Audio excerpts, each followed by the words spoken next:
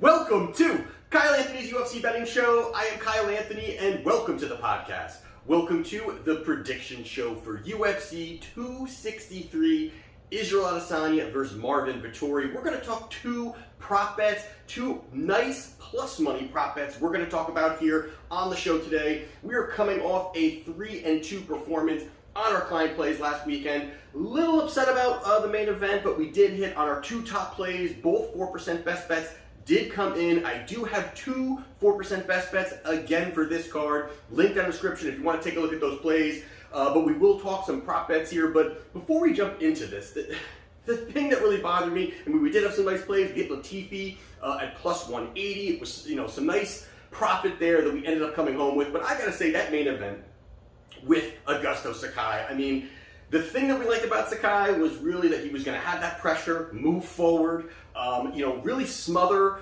and get Giardino up against the fence and really put out that volume, because Giardino was known for just the lack thereof of volume. And I don't know what the fuck he was doing, because, the whole time Sakai kind of backpedaling, allowing Giardino, even with the low volume of striking, to kind of pretty much dictate the pace of that first round. So even if he got up from that knockdown in that end of that first round, he was not winning that fight. He was just out of sorts. Kind of odd, but either way, we did cash, we did make profit, and we go on to this weekend. Very excited about it. And I will be in Turks and Caicos Friday for 5 days, so I will be out there watching the fight. So if you care to see some sights and sounds, take a look at my Twitter at Kyle Anthony UFC. When I'm out there, I'm sure I'll be posting some things and some videos and shit like that if you're interested in it. But again, nice performance last week. We've got two prop bets that we're going to be talking about. Very excited about it, and very excited about this card. Overall, it's going to be very entertaining, as well as I know we're going to make some profit here again on Saturday night. So what we're going to do, we're going to talk about the main event of the evening between Israel Adesanya and Marvin Vettori. Now, we know this is the second time that these two will step into the cage. The other fight was, 2018, a while ago. These guys definitely have matured, definitely changed, evolved. I'm sorry, not really changed, but evolved, gotten to be better fighters, and we've kind of seen where each path has kind of gone. Now, normally I like to go down 3 fights for each fighter. Here, I'm going to talk about their last fight in 2018, and then go over 2 fights for each fighter and see what we see if one fighter can expose the other fighter, and if the line makes sense to place a wager, which we will have a wager on here at a plus money prop bet we will talk about. So, let's run down this fight here. So, the first thing we're talking about here is we're going to talk about Israel Adesanya. Now, you've got Israel Adesanya is a minus 260. You've got Marvin Vettori come back roughly around plus 220, plus 215, depending where you're shopping it. So, let's talk about their first fight in 2018. Now, the big thing here obviously was going to be, can Marvin Vettori, which is still the storyline coming into Saturday night, can Marvin Vettori take down Israel Adesanya? And can he keep him there? And can he grapple with him? Can he make it messy? Can he get in tight, dirty boxing, look to level change? This was a situation here where, it was a split decision, and I think a lot of people were starting to talk about, even coming into this fight, Vettori won, or, it was very close. I definitely took some different things away from the fight. So really going into this in that first round, I think something that Vettori did, which was good, was that he didn't really go and just level change right away. He didn't go in there and say, I'm just going to dive into a level change, get myself out of position, expose myself to be hit. He kind of tried to, mix up striking, kind of bully, trying to walk down Israel, forcing Israel's back up against the cage. These are some nice things that he was doing, and then he's looking to level change. But you saw that Israel was able to kind of defend those in that first round, kind of stepped on the outside, stayed on the outside. Vettori kept looking to walk him down. I like what Israel was doing, where he was throwing a lot of leg kicks, kind of, trying to soften up Vettori, trying to really, demobilize him with those level changes where he's not going to have as much power to try to get those takedowns if you start chopping at those legs. So he did a nice job there, I think, early on. Obviously, there was some big exchanges between the two. Because, obviously, he's looking to obviously, keep that tight distance, not really allow Israel to work his kickboxing, utilize distance management space. So in that first round there, you did see Israel. He was able to, defend the takedown, kind of, bounce off, get back up, move around the cage a little bit. I would give that first round to him. I think it was pretty clear he was outstriking him in certain spots there. I thought that Vettori kind of, certainly looked a little bit out of sorts, because the one thing with Vettori, he has strength. He's got, he's got the grappling, some of the wrestling background. You see he's able to do that. But the one thing he does is he lunges forward. He really does this lunging forward and big hooks. And somebody like Israel, you're not going to really be able to do that over a period of time. And this was a spot here where I think that, you have a younger Israel, into the cage, where now he's just gotten so much experience. I think he's got even better than he is, a lot more comfortable, in MMA compared to kickboxing. So going into that second round, more of the same. It was more of the same. Vettori landed a little bit more. He had some nice kicks as well. But Israel, again, able to, defend the takedowns, keep distance, move around the cage. Vettori definitely put the pressure on, and obviously a lot of people who did think Vettori won or thought that it was a lot closer than it really is, was the fact that he was being walked down. And Israel was walked down a lot, and, he was trying to keep distance. Vettori is like, a bruiser. He'll come forward. He wants to brawl. He wants to get in your face. He wants to make it dirty, and then he's looking to level change and get a hold of you and grapple you. And obviously Israel's trying to dictate the pace of the fight by keeping distance, working from the outside. But when they stand toe-to-toe, I think there was some good shots from both fighters. But really, again, that first and second round, I think you absolutely have to give it to Israel. I don't think that there was really much that Vettori did overall. I thought that, again, landing from the distance is what was actually really keeping things, really good for Israel, because that distance man's for him, utilizing that reach. He's got about a 6-inch reach advantage on Vettori. These are things that are very hard to overcome, when he's trying to get in tight and get close. Going to the third round, this is finally where, and I think this is something where Vettori sold out for the takedown. It was good that he didn't jump right into it in that first round, but in that third round, he really just sold out. So I'm going for it. I'm pushing forward. I'm not going to let myself, stand on the outside. He saw what was happening. He definitely, thought he was behind a little bit and had to go in there and go for the takedown. Was able to get the takedowns. Israel kind of working back up, kind of dragged him back down, kept top positioning. Definitely give him that third round. But overall, it was a 2-1. I don't know really how it was scored a split decision for Israel, but Israel goes out there, he gets the victory, and really the takeaways from this, and we're going to wrap it all together at the end of this breakdown. But really, the takedown is that Israel actually has pretty good takedown defense. I mean, a lot of people are really kind of bashing it, or maybe once he's on his back, he's not that good. He definitely is going to struggle when he's off of his back, as many fighters do that don't have those high accolades when it comes to jiu-jitsu and the grappling and the wrestling. But Israel actually has just takedown defense is pretty good. It's in the upper 85, 86% takedown defense. So it's not like this guy gets ragdolled and taken to the ground. Someone like Kevin Holland, who was taken down multiple times and just couldn't do anything, which we're going to talk about in a minute when Vettori fought him. So there you have it there, as a split decision victory for Israel Adesanya. 2 fights ago, Israel fought Paulo Costa, and this was a fight here where, again, massive reach advantage. Not much that really Paulo could do. He was looking to kind of bulldoze forward, land the big shots. That's been his thing. He wants to get in your face, melt his opponents with big volume, big power, and pretty much, the way that Paulo even fights is he doesn't even care if you're shelling up. He does not care. He's willing to hit your arms, hit your legs, hit your body, mix it up, and just throw out massive power, and looking to really kind of just cripple his opponent from those positions. And this was a spot here where, again, Israel, great distance management. Of course he's getting walked down a little bit, but able to utilize his reach. Great footwork, and that was something, again, utilizing his reach. Paulo has obviously a much smaller reach and wasn't able to really kind of get inside and keep it where he wanted to. He goes out there and he gets the knockout victory over Costa in the second round. Great showing for him there. The power was there, 2 undefeated fighters, but boy, it showed there are levels to this game. And he goes out there and gets the victory.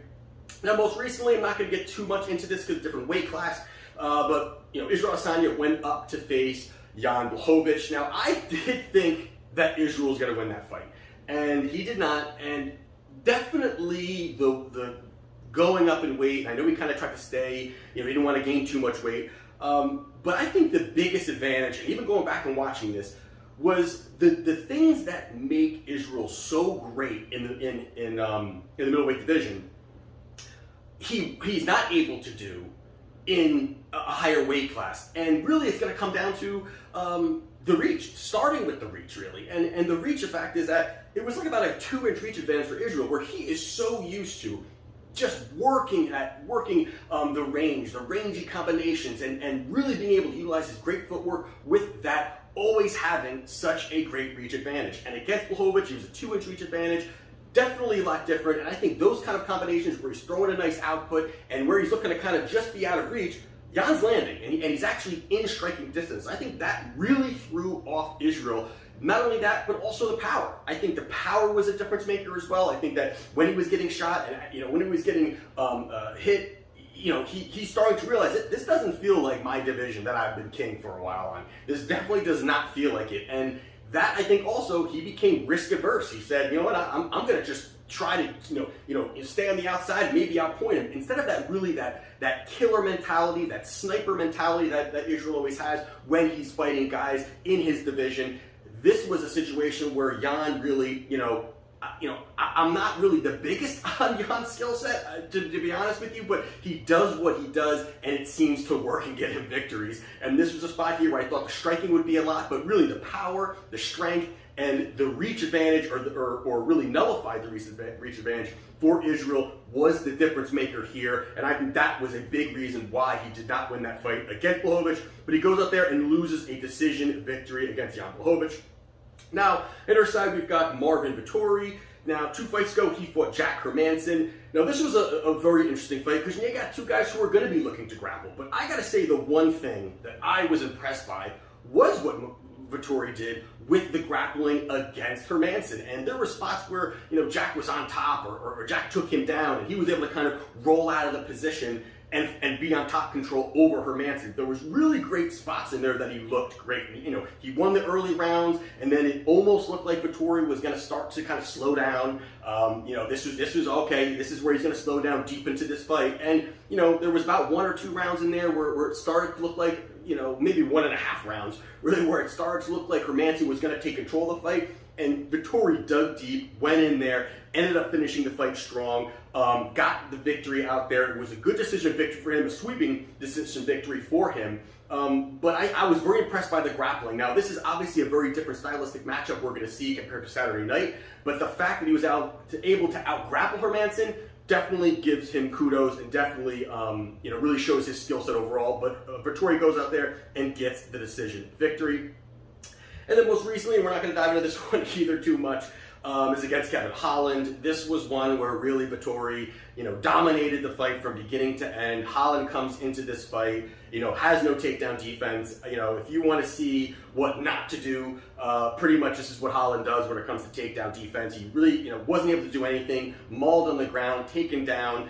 Positioning was all what Vettori's looking to do. Couldn't go out there and get the finish, but he dominated all 5 rounds. He goes out there and wins a decision victory over Kevin Holland. So with that being said, obviously when we're talking about Israel Adesanya, top level kickboxing, and elite level kickboxing, great use of length and reach. I mean, that's one thing that not only does he have the reach advantage over pretty much all of his opponents, and a lot of time a massive reach, and here it's about a 6.5 inch reach advantage over Vettori. This is a spot where, he's really good at it. He's comfortable moving backwards and striking and utilizing his footwork and range at the same time. You've seen him do that. The versatile striking is also massive, where he's not just headhunting. He's not just looking for the body kicks. He's not just looking for leg kicks. He mixes it up very well, and that's also where opponents, his quick combinations are one thing, but the fact that he's mixing it up very well is another thing. He was able to do that. And the one thing I also like too is how smooth he moves from southpaw to orthodox. I mean, he does it as well as anybody in the UFC, the way that he fights, how comfortable he is fighting from both sides, and that obviously is going to be a lot more difficult for opponents to pick up where these strikes are coming from, how to defend them, and of course, again, his versatile striking mixed with going southpaw to orthodox throughout the fight makes him obviously even tougher to pick up where the strikes are coming from, and the fact how he reads people. I think he's very good at, kind of seeing how the opponent's reacting, and then as the fight moves on, start to read his opponent, find opportunities, whether it's, he reads them in the first round, the second round, or even later, he kind of, finds a strategy on the go to go out there and defeat his opponent. On the other side, you've got Vettori, very tough guy, got some grappling, definitely has some strength. You've seen some of the stuff that he's done where he's able to keep guys down. But I think one of the bigger things is, can Vettori keep him down? And we talked about that in the first time. Can he keep him down? That's the biggest thing when it comes to this. Can he take him down? Can he keep him there? And that's going to be his path. I mean, there's no way if this fight is a standing bout, is Vettori going to have success over 5 rounds? There's just no way. Could he knock him out? Anything's possible. This is, top-level UFC title fights.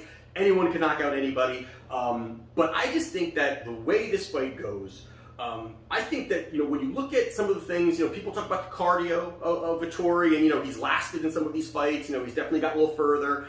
But this is a situation where I think that with the 85% takedown defense roughly for Israel Adesanya, and the fact that now we're back in the big cage, we're not in the small cage, it's going to provide a lot more opportunity, a lot more leg room for Israel to move around and be a little bit more comfortable. And obviously in the first fight it was the same size, but I'm saying that now, this situation out of Apex in a bigger cage, what they've definitely evolved into, I think that you just really got to look here at Israel to get this victory here. I don't really see this way that Vettori, I think Vettori can down the road be a successful, get to be a champion. And I just think this is too much for him. I think this is really too much for him. I think Israel is a bad matchup for him. Again, if he didn't get that late takedown in the first fight, in that third round, not late takedown, the takedown in the third round, Israel wins 30-27.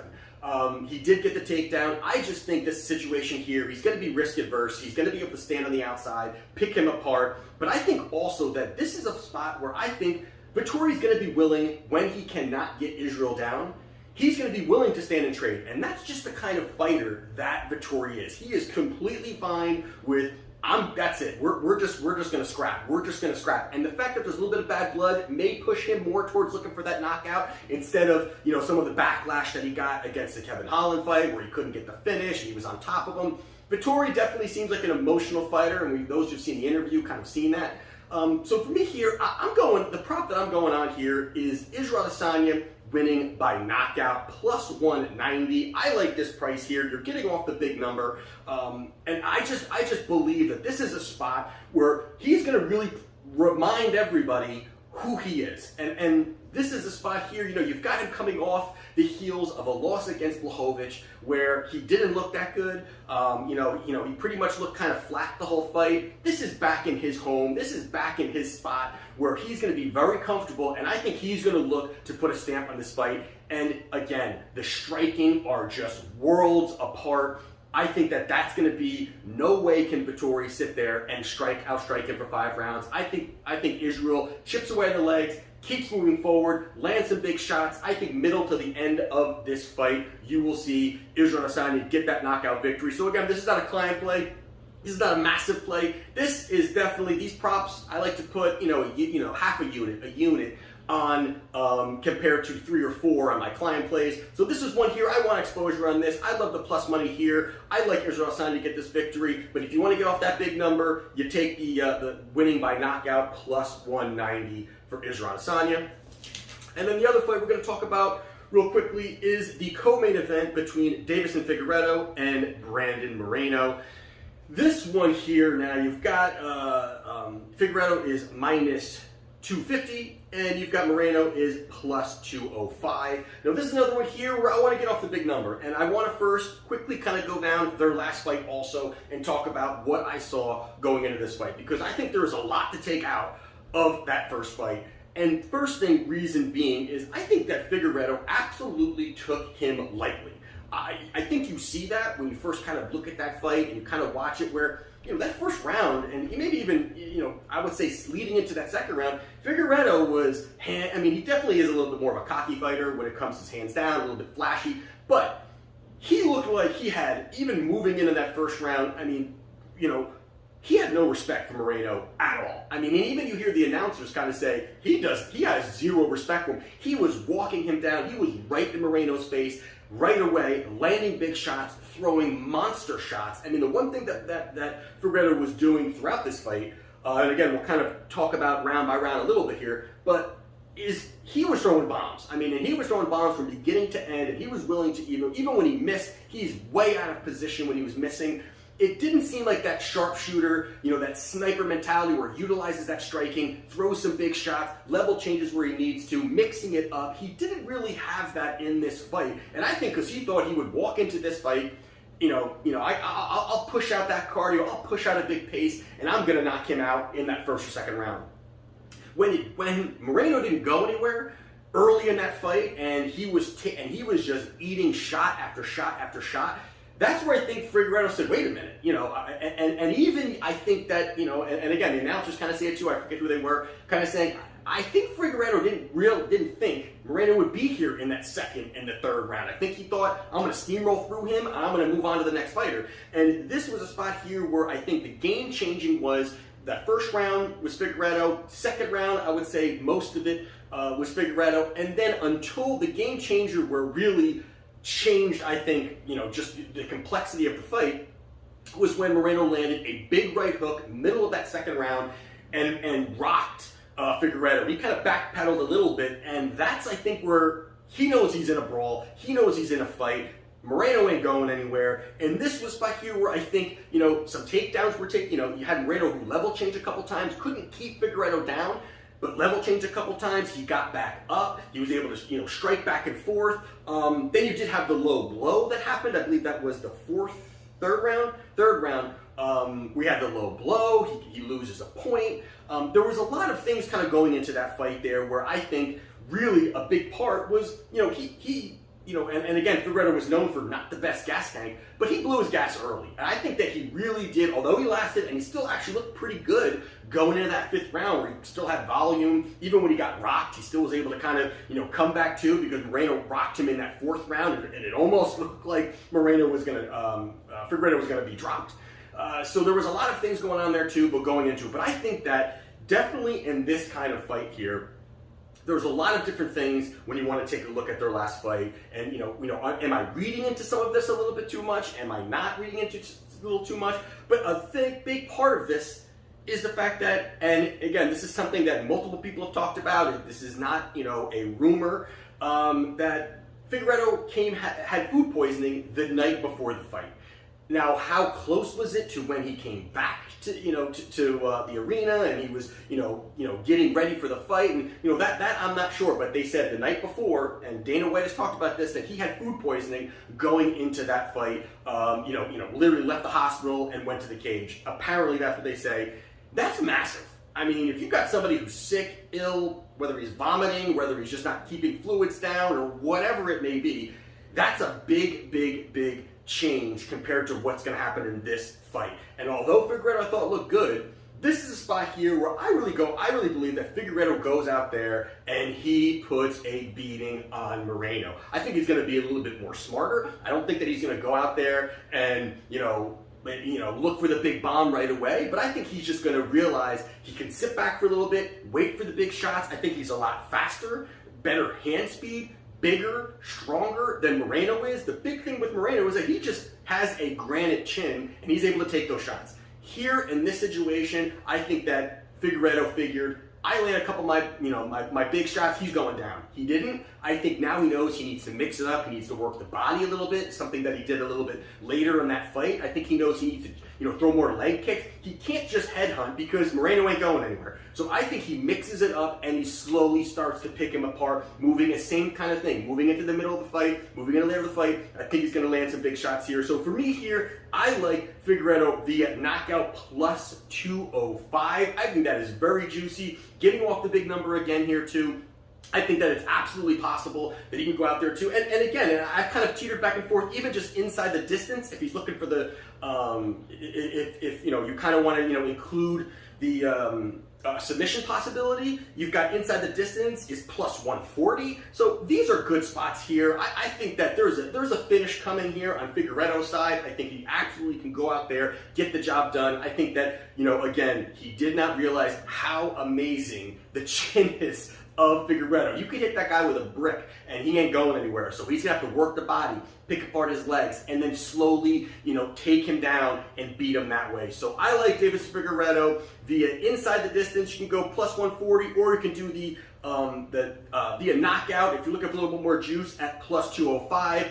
Those are my plays for UFC 263. I love these props here. I think great plus money. And again, these are not client plays. These are not massive plays that I'm putting a boatload on. These are 1 unit plays, maybe a little bit less than 1 unit. Want to have some exposure on it. If you want to see my client plays, link down in the description. Last week again, hit both of our 4% plays. I have 2 4% plays locked and loaded, ready to go. Take a look at them, and we will see how we do. This is Kyle Anthony's UFC Betting Show, and we'll see you next time.